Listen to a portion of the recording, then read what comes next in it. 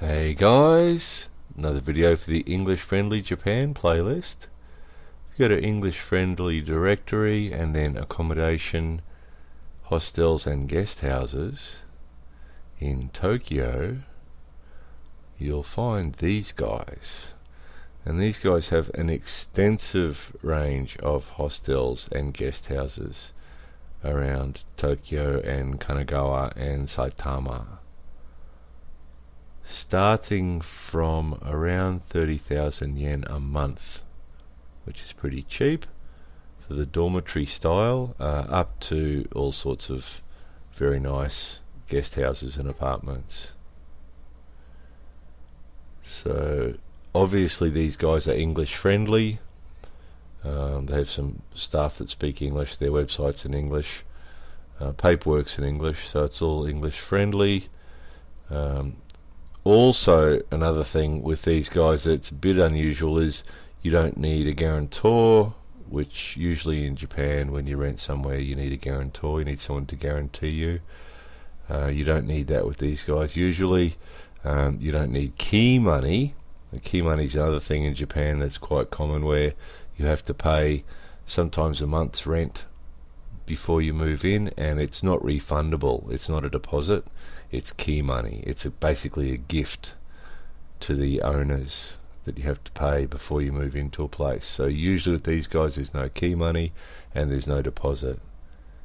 So that's pretty rare in Japan. Usually for most foreigners renting in Japan, usually you have to have a guarantor, who usually has to be a Japanese person. So a Japanese person or a Japanese company to guarantee you, give a written guarantee that they'll cover your rent, cover your expenses if you fail to, and usually a month's rent is key money. It's a gift, non-refundable, you don't get back, and then usually another month for a deposit. So the end result is that before you've even moved in, you're up for maybe 4 months rent, which is pretty expensive. So that's one big advantage that dealing with these guys, is that usually you don't have those expenses. So another couple of good things they've got is they have women's only accommodation, which is a pretty good idea. So some of the guest houses are only for women.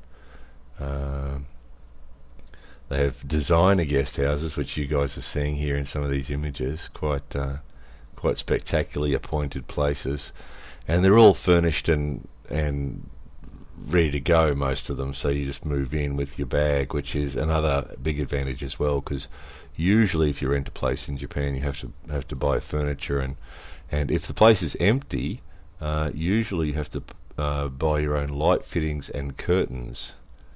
As strange as that seems, if you rent an apartment in Japan and it's unfurnished, usually you need to buy everything.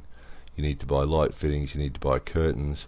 Usually there's no stove, no gas stove. You have to actually buy a gas stove to put in there. So you're really bare. Usually apartments, if you rent an apartment in Japan, it's really bare. So if you add the cost of all those fittings and things and the furniture, plus the 4 months rent that you're up for before you move in, moving into a place in Japan is extremely expensive. So the big advantage of dealing with this company is that most of these places are already furnished and set up. All you do is just roll in with your bag, and you're pretty well ready to go. So that's a big advantage, of course. They've also got a range, as you can see from these pictures, from the old style places to the modern style places, and all sorts of locations too. So they've got some places that are a bit in quieter areas. They've got other places that are 5 minutes to the train station. So fairly wide choice. So the best thing to do with these guys is just check out their website. They've got all the information on there, and you can search. They've got a search system on there. You can use it to search where you want to be, or what price range or whatever, to narrow down to what might be most appropriate for you. Quite spectacular, some of these, aren't they? Quite big. That's a rare thing in Japan, to get places that have such big rooms. Some of these got huge rooms.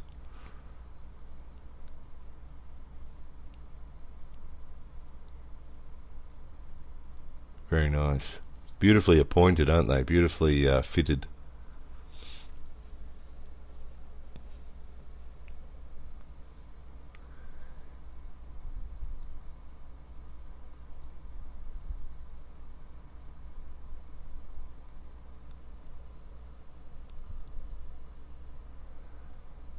They actually do have, as well as these sort of metropolitan style places that with the inside living, they've actually got some places that actually have gardens, which is quite a not rare, but it's not usual, particularly in the Tokyo area. It's hard to find a place that actually has a garden, whereas some of these places actually do have gardens outside, which is really nice. Give you some outside area to be in. So they seem to have really gone to a bit of trouble to find livable places, you know, that are easy for foreigners to adjust to. Because sometimes the accommodation in Japan can be very small, as you've seen. Some apartments can be very, very small and a little bit claustrophobic, so it's nice to see these guys have gone to a lot of trouble to find places that are a little bit bigger and have open plans, and sometimes have the gardens, just to make people feel like they've got a bit more space.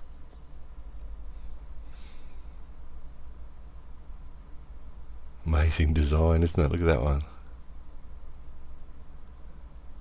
Big kitchens. That's another thing as well. Kitchen's a big thing. If you're into cooking, and you can get a guest house that has a kitchen, it'll save you a lot of money, of course, because you can cook your own meals that make a big difference.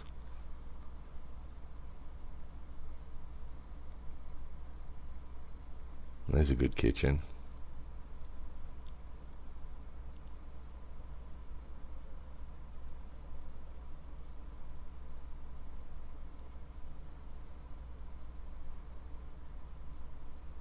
Fantastic, aren't they? Look at that for an open living place.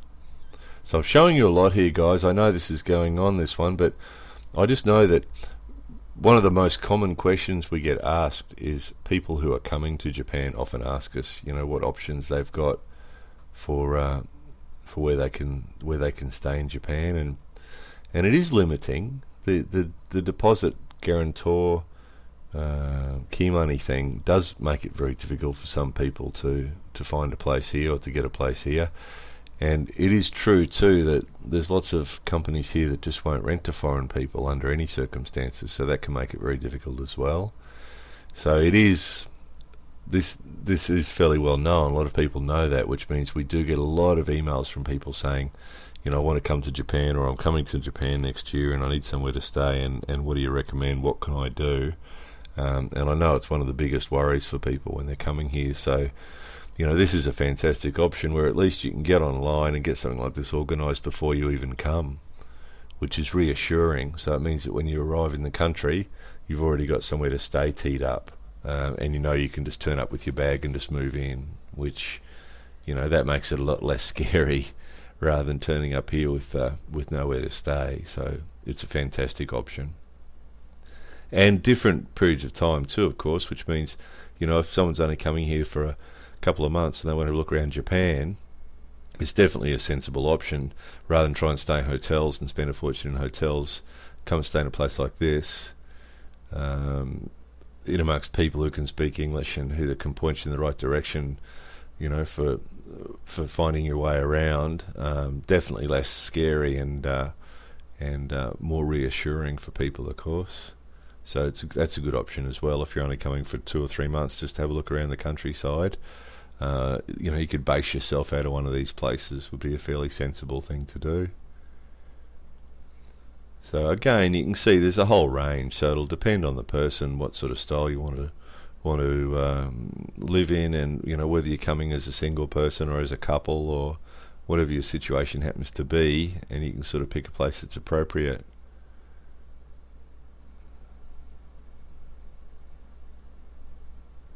Fantastic.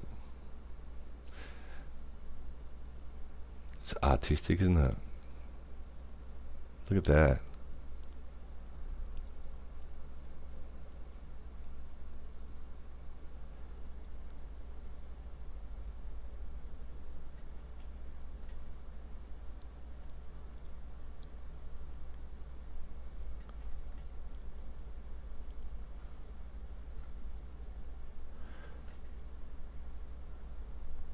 Isn't that great? So I can't tell you how much each of these is, guys, because I don't know when you're watching this video.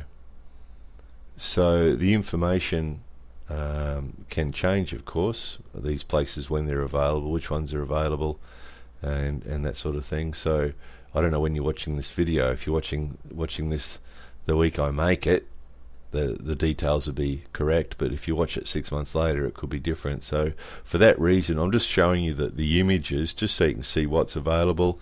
You can see what you can choose from, and then whenever you happen to be watching this, just go to English Friendly, and you can get onto the website there and find out what the latest information is, what's available at the moment, and how much it will cost, and all that sort of stuff.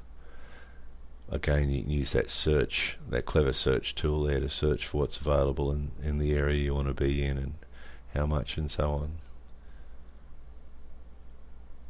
So I hope you found that interesting. I'm sure some of you did. So just go to English Friendly, accommodation, hostels and guest houses in Tokyo, and they'll get you onto the website, and you'll be able to do a more detailed search and get some more details. Anyway, hope you found that interesting. More videos coming soon.